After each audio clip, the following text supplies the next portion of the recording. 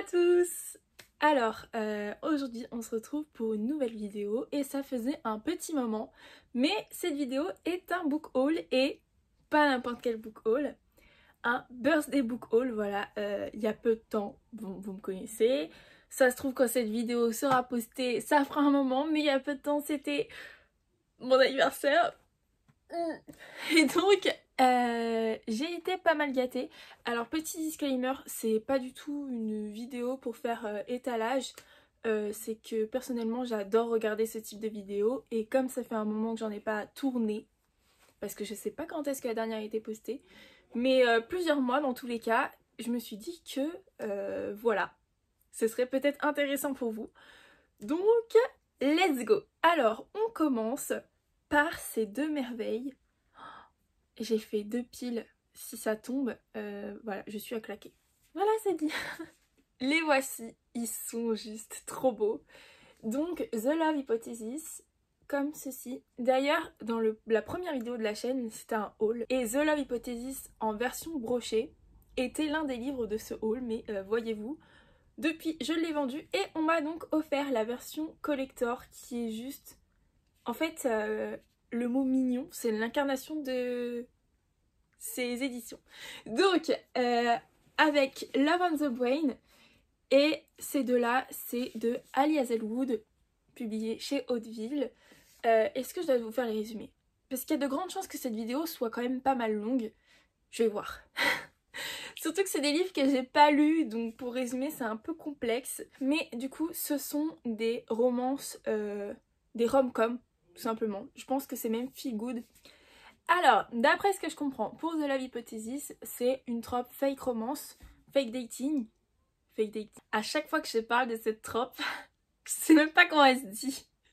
Mais bon, bref, vous avez compris, hein, vous savez... Bon, je suis plutôt une lectrice de fantasy, fantastique, SFFF, et bon, c'est pas la trope, enfin on la voit cette trope, mais c'est pas celle qu'on va citer le plus souvent.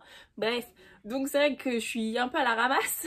Et donc pour The Love Hypothesis, c'est entre une étudiante à l'université et un professeur. Et il me semble que c'est censé être une expérience à la base. En gros, la meilleure amie d'Olive l'encourage à fréquenter quelqu'un. Olive panique, elle embrasse le premier venu. Ça tombe sur ce fameux prof, Adam Garslen. Adam Garslen. Bref. Et au final, ils vont se mettre d'accord pour jouer une relation et ils vont se prêter au jeu au fur et à mesure. Voilà. Bon, je rentre pas dans les détails vu que comme je vous l'ai dit, je connais pas l'histoire, mais voici pour cette magnifique édition. À l'intérieur, ça ressemble à ça pour les pages de garde. Et voilà. Ah, j'ai oublié de préciser aussi que ce fameux prof a une réputation de connard apparemment. En fait, c'est des romans qui ont l'air super sympas. Là, c'est Rivaux académique. Donc j'adore aussi.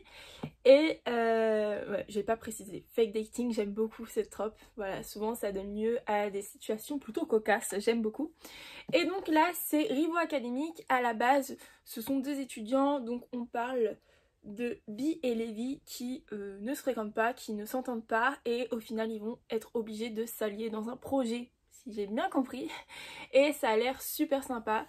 Et donc pour celle-ci, elle ressemble à ça. Et à chaque fois, vous avez un marque-page ruban. Et j'ai failli oublier les dos, mais voici. Ensuite, cette vidéo va être tellement longue, il faut faire les résumés à chaque fois. Surtout pour des résumés qu'on connaît pas, quoi. Mais ensuite, j'ai reçu en format poche le premier tome de Shades of Magic, écrit par V. Schwab et publié chez Pocket Jeunesse. Shade of Magic, c'est une série que j'ai toujours voulu commencer, mais j'ai toujours repoussé l'achat du livre du premier tome, et au final, il est sorti en poche, et on me l'a offert. Donc, dans Shade of Magic, il existe plusieurs mondes qui ont chacun une couleur différente. Le nôtre qui est gris, il existe le rouge, qui est le monde où vit notre personnage principal, qui est l'un des derniers magiciens de sang. Ce sont donc des magiciens qui sont capables de voyager d'un monde à l'autre. Et dans le monde rouge, apparemment, on y respire le merveilleux à chaque instant. Dans le blanc, les sortilèges y sont très rares et si jamais on a le malheur de le faire, on se fait trancher la gorge. Et le dernier est noir, noir comme la mort qui l'a envahi quand la magie a tout englouti. J'aime beaucoup la couverture, Et bon bah normalement vous savez, j'aurais posté la vidéo avant. J'ai déjà lu un livre de Vichois, bon ça n'a rien à voir, hein. C'était La vie invisible d'Adi Larue, mais j'avais beaucoup aimé sa plume. Je pense que ça sera pas du tout le même délire, mais voilà, hâte de voir ce que ça donne. Et donc, on réduit encore la pile avec ce livre. Donc c'est une nouvelle maison d'édition que j'ai vu pas mal passer sur les réseaux sociaux. C'est le livre Frost, qui est le livre 1 de Frost et Nectar, écrit par C.N. Crawford aux éditions Corrigan. Il est très joli, il y a une dorure pour le titre, et là vous avez l'illustration principale un petit peu brillante. Il y a des rabats pour marquer les pages, et voilà, j'aime bien la prise en main du livre. Ouais, on rentre dans les détails, mais il y a des livres, il y a des formats que je préfère. Il est souple, voilà, donc pour les gens qui aiment pas forcément les reliés et qui aiment pas trop les livres qu'on a peur de casser, la prise en main est très bien. Dans Frost, on suit une jeune femme de 26 ans. Alors, ça change, c'est cool, ça change que la protagoniste ait 26 ans parce que c'est vrai que là il me semble que c'est young adulte, en tout cas c'était au rayon young adulte. D'habitude nos protagonistes sont plutôt jeunes, 17-19 ans, donc c'est cool. Je me suis égarée. Ava est donc une jeune femme mi-faée, mi-humaine qui ne croit plus en l'amour et qui se sent comme une paria. Et malheureusement le jour de son anniversaire, on est dans le thème, elle découvre que son petit ami la trompe. Là je vous rassure, chacun ses problèmes. Et donc, elle s'enfuit pour échapper à un sombre avenir qui semble lui être destiné. Et donc, Ava est très surprise quand Thorin, ou Thorin, je ne sais pas, on va dire Thorin, le roi des Fae, décide de choisir Ava pour être son épouse, sachant que dès le premier regard, ils se sont détestés. Donc apparemment, c'est à Enemy to Lovers, je vous dirai ça quand je l'aurai lu. Elle se demande que cache son sourire glacial et ce terre si séduisant. Dans ce palais, Ava va découvrir tout ce qui est machination et qu'elle ne peut faire confiance à personne, même pas le roi, et surtout pas à cette attirance qu'elle semble éprouver pour lui, puisque celle-ci semble être le plus grand des dangers. Voilà, c'est tout à fait le genre de résumé. Bon, c'est le genre d'histoire en fantasy qu'on connaît, mais moi je suis très bonne cliente de ce genre de récit, donc à voir ce que ça va donner. Je suis très contente qu'on me l'ait offert. Donc, on continue. Ensuite, on m'a offert le premier tome de la série Relentless de Karen Lynch. J'aime beaucoup la couverture. Bon, moins les matériaux pour faire le livre, mais bon, bref, on n'est pas... Si je rentre dans les détails à chaque fois.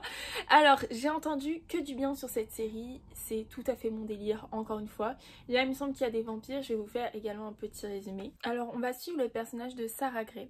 Son monde a volé en éclats le jour où son père a été assassiné. Elle a maintenant 17 ans, mais elle est toujours hantée par ce qui est arrivé et elle veut comprendre. Donc, malgré les secrets et ce qu'elle cache à ses amis, son entourage par rapport au monde surnaturel auquel elle appartient, elle est déterminée. Elle possède un don et dans sa détermination, elle va mettre ses proches en danger et croiser le chemin d'un vampire sadique. C'est à ce moment-là qu'elle va faire la rencontre d'un guerrier qui s'appelle Nicolas et qui va bouleverser sa vie. Et même si elle n'en a pas envie, Nicolas a la ferme intention de la protéger. Elle commence à ne plus avoir de contrôle sur sa propre vie lorsqu'elle découvre des secrets qui lui sont cachés de la part de ses amis et également des choses sur ses origines, sur ses ancêtres. Et pour survivre, elle ne va pas avoir le choix. Elle va devoir s'ouvrir aux autres et apprendre à faire confiance à la seule personne qui pourrait être en capacité de l'aider. Donc voilà, tout à fait le genre de résumé qui me plaît. Donc why not? Je vous ai pas dit avant, je crois que c'est auto-édité. En tout cas, ça se trouve sur Amazon, c'est la version française. Faut faire attention à pas se tromper. Mais voilà. Ensuite, j'ai eu Un serment si noble et funeste, le troisième et dernier tome des Cursebreakers, si je ne me trompe pas, en tout cas de la série Un sort si noir et éternel. Oui, c'est bien ça, de Brigitte Kemmerer, publié chez Rajo. Je vous avais déjà dit dans une vidéo, il me semble que j'avais adoré le tome 1. Je vais pas vous faire un résumé là puisque c'est une suite. En gros, le tome 1, c'est une réécriture tout simplement de La Belle et la Bête, à savoir que le personnage principal qui est Harper, j'ai regardé alors que je vais me spoiler. Le personnage principal donc fait partie de la diversité. Voilà, ça change. Harper a un handicap. C'est une réécriture super sympa que j'ai vraiment beaucoup aimé. Les personnages qui nous ont été présentés dans le premier tome, je me suis attachée à tous, que ce soit Harper, Ren et Grey. Donc voilà, en ce moment je m'apprête à bientôt commencer le tome 2 et j'ai donc eu en cadeau le tome 3 et voilà, je suis très contente. Ensuite j'ai eu Inheritance Games 3 écrit par Jennifer Lynn Barnes et publié chez PKJ Pocket Jeunesse. Donc j'ai le 1, j'ai le 2. On m'a offert le 3, j'ai toujours pas commencé cette série parce que je voulais avoir les 3 tomes d'un coup pour ça et voilà, je suis très contente. Pour tout vous dire, je pense que vous avez déjà entendu parler, enfin, il doit y avoir des exceptions, mais on en a tellement entendu parler de cette série. Là c'est pareil, je vais pas vous faire un résumé du tome 3, mais en gros le tome 1, si je me souviens bien, on suit le personnage d'Avery. Il me semble qu'il est orpheline et sans argent et en fait un jour, sans raison, il y a un millionnaire qui l'a rendue héritière de sa fortune et donc elle doit aller au manoir des Hawthorne. Vous avez compris. Elle doit s'y rendre et je crois qu'il y a tout un truc pour savoir qui va hériter. Je suis plus très sûre mais voilà. Je vous fais un truc un petit peu à la mémoire alors que j'ai pas lu. Donc il me semble que c'est ça à peu près l'histoire.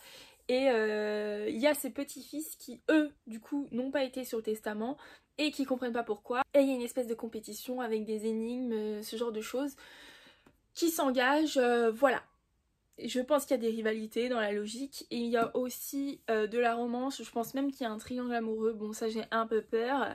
Mais voilà. Ensuite, pareil, c'est encore une fois une suite. C'est le dernier tome.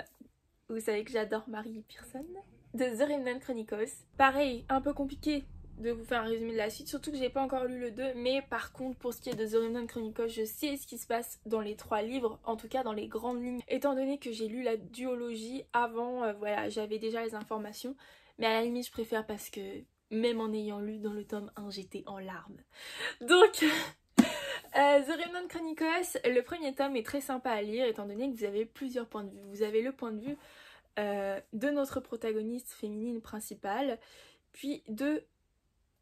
j'ai pas les prénoms en tête là, mais puis des 2 autres personnages masculins, et le point de vue du prince et de l'assassin, étant donné que la princesse, le jour de son mariage, qui était un mariage arrangé pour ressouder les liens entre deux territoires différents, elle s'est enfuie, voilà, elle s'est enfuie, elle ne voulait pas se marier à un inconnu et elle est partie dans les confins de son pays. Sauf que très vite, 2 hommes arrivent dans sa vie. L'un est le prince et conduit, l'autre un assassin envoyé pour l'éliminer. Et on ne sait pas qui est qui pendant la majorité du livre.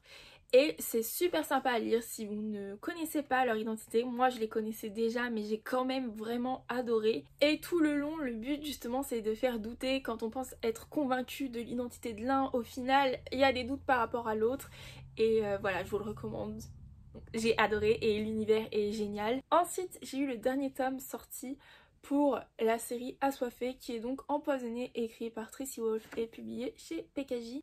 Si je peux vous faire un petit résumé du 1, moi le 1 je l'ai pas aimé, j'ai aimé le 2 mais pas le 1. En gros on suit le personnage de Grace qui arrive dans un lycée peuplé de créatures surnaturelles, à savoir qu'on nous le dit dès le résumé, mais tout le long du livre, elle, c'est évident, c'est flagrant, mais elle ne voit rien. Et c'est pour vous dire, il faut plusieurs centaines de pages pour qu'elle se rende compte qu'il y a des vampires. Voilà, je vais pas vous dire les autres pour que vous découvriez, mais c'est un petit peu fatigant. Sur ce point-là, c'est l'une des choses qui ont contribué au fait que moi, cette histoire, enfin le tome 1 m'avait un peu gonflé. Et donc, elle arrive dans ce lycée sans le savoir au départ, puis elle le découvre, son monde bascule. Et tout ça, c'est arrivé suite à la mort de ses parents. Elle est du coup devenue interne de ce lycée puisque le directeur, c'est son oncle. Et donc, elle refait sa vie là-bas. Elle rencontre un vampire dénommé Jackson. Et là, c'est l'amour fou. Bref, cette histoire est pas mal comparée à Twilight. Pour vous dire, moi, le tome 1, puisqu'il y a un autre personnage qui arrive dans le tome 2 et qui fait que j'ai beaucoup plus accroché, puisque en fait c'est pour moi ce personnage qui fait tout, hein, voilà. J'ai l'impression que j'étais trop âgée, je suis pas là pour donner mon avis, mais je sais pas, je me suis sentie vieille en le lisant un petit peu. C'est comparé du coup à Twilight, oui, oui et non. Voilà, je sais pas Quand j'avais 12 ans, j'étais une grande fan de Twilight et je ne sais pas si à 12 ans j'aurais été fan d'Assoiffé. Peut-être, hein, qui sait, je ne sais pas. Mais là, j'ai pas vraiment accroché. Et donc, pour continuer dans le résumé, Grace fait son année, sauf qu'elle est menacée de toutes parts. Il arrive des sortes de choses, en tout cas, à plusieurs reprises, sa vie est menacée. Et donc, il y a un mystère derrière tout ça. Voilà. J'ai ensuite reçu le préquel de la carte des confins, c'est La destinée de l'Avalon, écrit par Marie Replin et publié chez PKJ. Pareil, je voulais attendre d'avoir la duologie au complète avant de la lire. Au final, je l'ai eu, sauf que après, il y a eu le préquel. Donc j'ai attendu que le préquel sorte et on me l'a offert pour mon anniversaire. Pour vous faire un résumé de la carte des confins, c'est une histoire de pirate. Il y a un artefact qui est en jeu, une quête. Là, je vous le fais de tête aussi. Hein. Je vais vous montrer le 1. Bon là ça va, il est à côté de moi, mais le 1 ressemble à ceci. Et donc on suit Kali qui est une voleuse et qui est en possession de ce fameux artefact. Et donc cet instrument permettrait de conduire à un monde dont personne n'est jamais revenu, qui existe au-delà d'une autre. Et le pirate Blake veut vraiment y accéder pour rentrer dans la légende. Lui et Kali se mettent d'accord pour s'allier afin de s'y rendre. Et au fur et à mesure, ils s'apprivoisent, sauf qu'au final, Kali cache un secret qui pourrait tout bouleverser. Donc ça a l'air très sympa. J'ai vu un peu de tout au niveau des avis, mais j'ai hâte de commencer ça, je pense, quand il fera beau. Ensuite, je suis super contente. J'ai eu Fleur d'Oko, écrit par Laetitia Danaé et publié chez Hachette Roman. Je le voulais trop, regardez comme il est beau. Et surtout, oh, on a la protagoniste dessinée ici sur le dos, c'est trop mignon. Voilà, oups, j'ai déjà montré. Donc, pour vous faire un résumé, Oko est une jeune femme spéciale, elle parle le langage des fleurs. Elle vit dans un royaume qui est le royaume de Sangaré où seuls les hommes ont le droit d'utiliser la magie, c'est interdit aux femmes. Et un jour, elle apprend que le grand sorcier Sumaoro cherche un aspirant à la cour. Oko s'enfuit donc pour tenter sa chance. Elle est sélectionnée puis emmenée au palais d'Ivoire, sauf que, arrivée là-bas, elle déchante, elle découvre qu'il y a une vingtaine d'autres candidats, filles comme garçons, pour cette position. Et ils devront tous participer à une compétition qui se découpe en 4 cycles et ils devront apprendre à maîtriser les 4 magies ancestrales. Et à la fin, il n'y en aura qu'un qui sera le successeur. Et voilà, tout ça dans de la magie, des ruses, intrigues de cour, je crois qu'il y a... Ah, Kuba, voilà, ça a l'air super bien et je vous ai déjà dit, voilà, j'adore les histoires quand il y a de la représentation. Ensuite, j'ai reçu ce très beau pavé qui est Le Temps des sorcières, écrit par Alex E. Hero et publié chez Hachette encore une fois. Et là c'est le rayon imaginaire. Alors, pour le coup je connais pas, enfin j'ai quelques notions du résumé mais je connais pas trop l'histoire. Si je comprends bien, à l'époque la magie était en place, les sorcières étaient féroces et intrépides. Et un jour, les hommes ont dressé des bûchers et les femmes ont appris à se dissimuler, à cacher leur magie dans des contes, ce genre de choses. Et Bella, Agnès et Genièvre ont décidé de réutiliser leur magie. Et donc elles vont décider de s'unir, d'y croire, mues par la peur, la colère et une pulsation qui ne demande qu'à faire renaître leurs dons. Elles vont vouloir remettre le temps des sorcières en place. Et tout ça pour le bénéfice de tous, que ce soit hommes comme femmes. Voilà, j'aime beaucoup le résumé, ça a l'air très sympa. Encore une fois, on a des rabats dans celui-ci. J'aime beaucoup le format, par contre je sais qu'au niveau des dorures, ce livre, c'est super risqué. Donc je vais essayer de faire attention en le lisant. En tout cas, il est très joli, voilà. Ensuite, j'ai reçu mon premier Hachette Heroes qui est Au bout du rêve. C'est donc l'histoire de Tiana. C'est écrit par Farah Rochon. Et donc, dans cette version, Tiana a conclu un pacte avec le docteur Facilier. Elle se retrouve dans une nouvelle réalité où elle a enfin son restaurant, tous ses amis sont en bonne santé, son père est encore en vie. Sauf qu'elle n'a pas l'amour de Naveen, Naveen n'a aucun souvenir d'elle. Rapidement, de nouvelles menaces surgissent dans la Nouvelle-Orléans et elle devra donc s'allier à Naveen et à Charlotte afin de remettre les choses en ordre au risque que tout s'effondre. Franchement, ça a l'air trop bien. Donc, voilà à quoi ressemble la version collector. On a un joli jaspage et là vous avez les pages de garde. Sous la jaquette, le vert est trop beau. Il ressemble à ceci. Et on a un marque-page ruban, donc voilà. J'adore Tiana. Je ne pense pas me procurer tous les Twisted Tales. Voilà, Tiana c'est une princesse importante pour moi. Je pense que vous avez compris pourquoi. Quand j'étais petite, c'était pas ma princesse préférée étant donné que quand j'étais petite... Oh, donc je pense que vous avez compris que je me trouve vieille dans cette vidéo. Il n'y avait pas encore Tiana. Et c'est pour ça qu'elle est importante pour moi, c'est qu'elle est arrivée une fois que j'étais un peu plus âgée. Pour moi, c'est la princesse qu'on attendait en fait. Quand on est une petite fille issue de la diversité et qu'on n'a pas de représentation, puisque à mon époque, il y avait Mulan, Pocahontas, mais quand on est afro-descendant, on n'avait pas de princesse. Et donc, on a enfin eu Tiana. Et voilà, j'adore Tiana. Pour moi, elle est très très importante. Il faut savoir aussi que dans mes... Ah, il y avait Yasmine aussi. Dans... Jasmine ou Yasmine, à chaque fois je me trompe, c'est Jasmine il me semble. Il y avait Jasmine aussi et mes princesses préférées ce sont donc Mulan, Jasmine. Bon, je kiffe Aladdin vu que c'est plus Aladdin qu'on voit, mais bon, vous avez compris. Et j'aimais aussi beaucoup La Princesse au Bois dormant. Mais c'était important pour moi d'avoir Tiana et son livre est super beau. Donc je suis très contente. Ensuite, j'ai reçu les versions reliées de Dune. Donc c'est écrit par Frank Herbert. C'est publié chez Robert Laffont. Et les versions reliées sont juste super belles. Je vous avais dit dans le haul que j'avais que le 3 et le 4. Le problème est réglé. J'ai reçu le 1, le 2 et le 5 pour mon anniversaire. Donc voici à quoi ça ressemble. Marque-page ruban. Ils sont super beaux. Là vous avez le 2. Qui est très fin d'ailleurs. Et le 5. Il me semble que depuis le 6 est sorti. Mais bon, j'ai déjà assez de lecture du côté de Dune.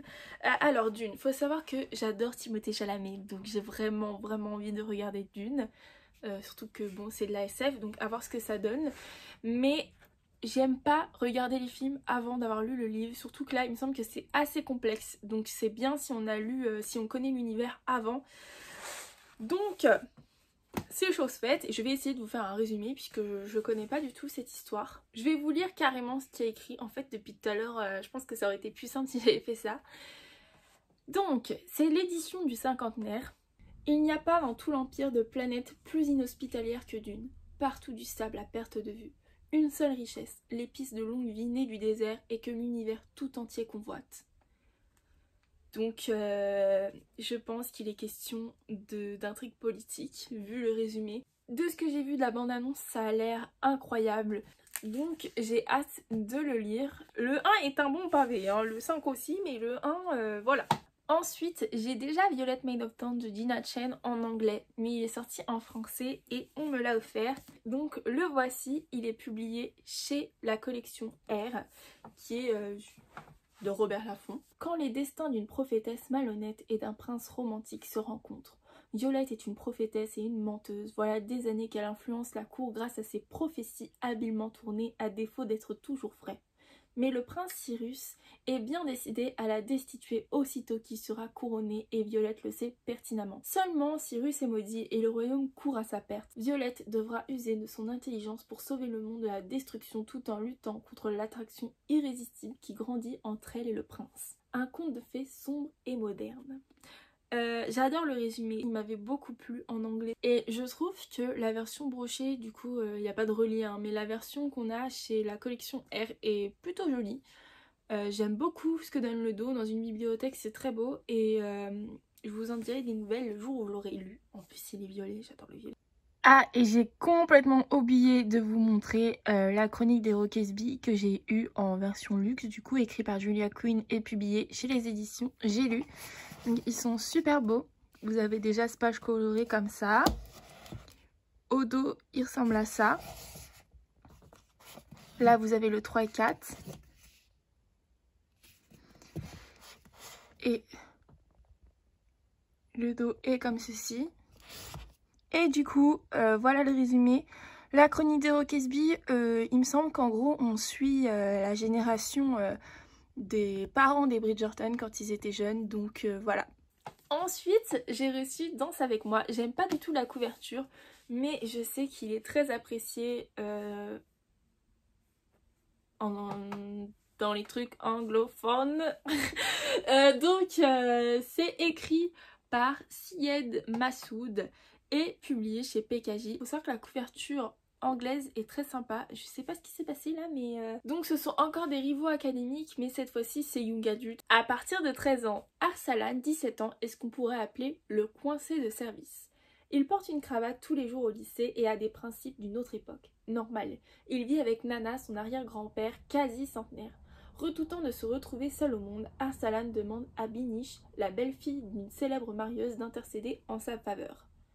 Binish, impétueuse et la réplique assassine, est moins une fille qu'un ouragan.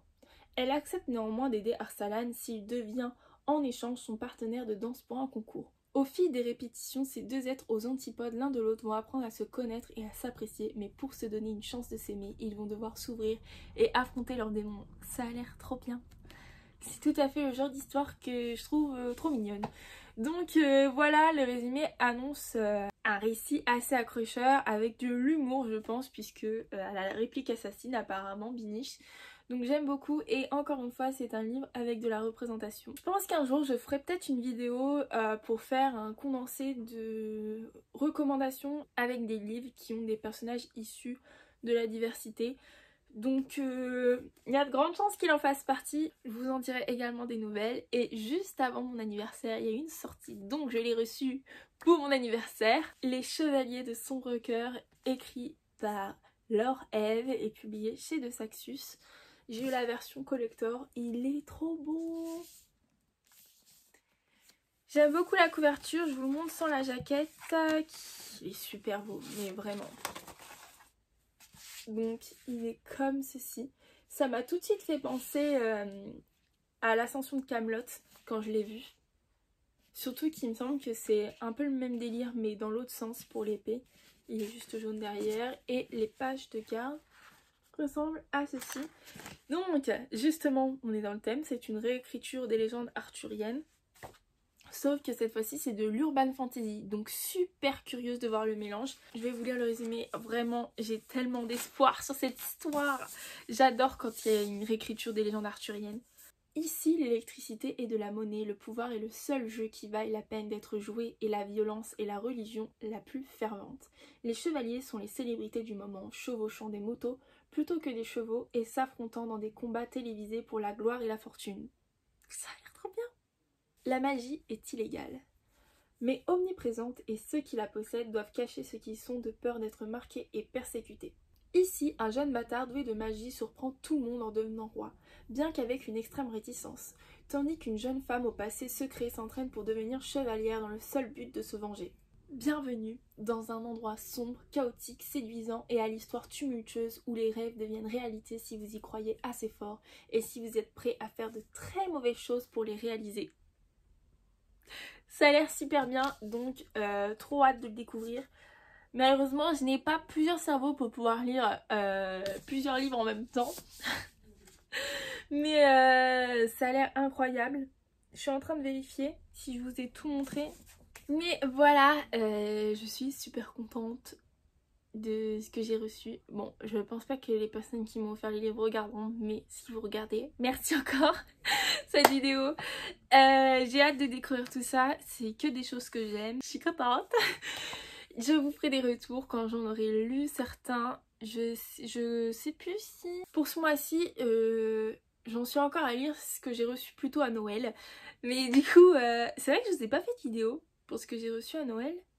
Mais là, ce serait vraiment périmé si je vous montrais. Donc, je vais éviter. J'aime bien faire des vidéos qui datent de 15 ans en arrière, mais il faut peut-être pas exagérer non plus. Et donc, j'espère que cette vidéo vous aura plu. Si jamais c'est le cas, n'hésitez pas à commenter, liker la vidéo, pourquoi pas à vous abonner à la chaîne. Et vous pouvez me retrouver sur mes autres réseaux, Instagram et TikTok. Et on se dit à une prochaine vidéo. Salut!